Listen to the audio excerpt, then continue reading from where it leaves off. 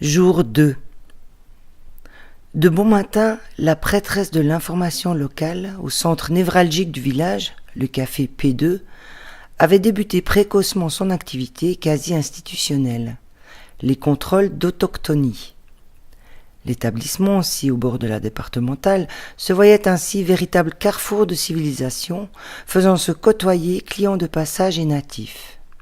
Il était donc primordial de les différencier, et pour ce faire, la tenancière avait au fil du temps élaboré une redoutable technique d'interrogatoire. Le résultat était ensuite communiqué à son réseau de diffuseurs, de vive voix pour les habitués un peu hagards à cette heure matinale, mais aussi par téléphone, au coiffeur en particulier. Celui-ci s'était d'ailleurs plaint de craquements gênants survenant précisément à ces heures, et avait fait part de son intention d'en informer la compagnie de téléphone, la bien connue Orage.fr.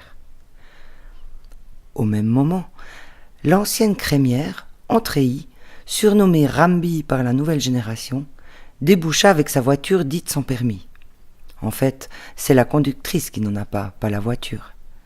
Chasseuse compulsionnelle donc, et redoutable dyslexique, elle lance son engin en toute impunité au centre des routes, les autres automobilistes évitant de sortir à ce moment-là.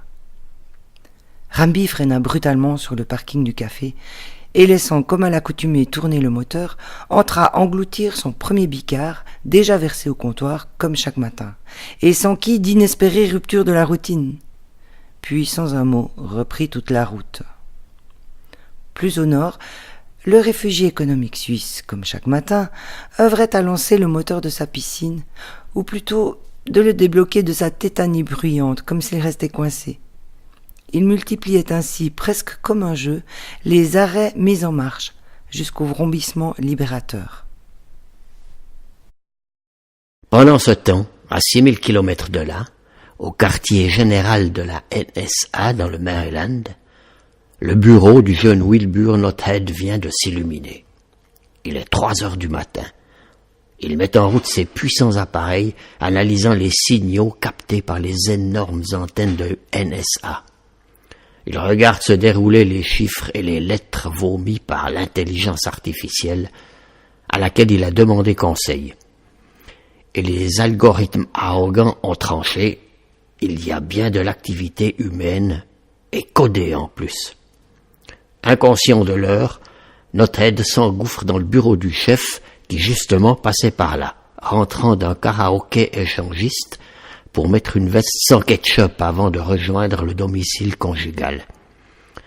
Shortcut, se souvenant avoir dit à Fayot qu'il devrait moins fumer et sortir plus, se dit qu'il était sans doute plus guetté par un tennis elbow qu'un cancer du poumon et lui donne distraitement la parole. Le chef est un peu fatigué, à son âge tout de même, mais son cerveau fait tilt. C'est une expression que les moins de 20 ans ne peuvent connaître. Fait tilt en entendant les mots « code inconnu, indéchiffrable et d'origine suspecte ». Il demande donc un rapport à Wilbur l'excité. Ça ne mange pas de ketchup, se dit-il en anglais. Mais le lendemain, au vu du rapport, il sent comme une menace planer sur son plan retraite et envoie l'info à son pote de la CIA, celui qui avait sauté en string à pieds joints sur la bouteille de ketchup au centre de la table quelques heures plus tôt.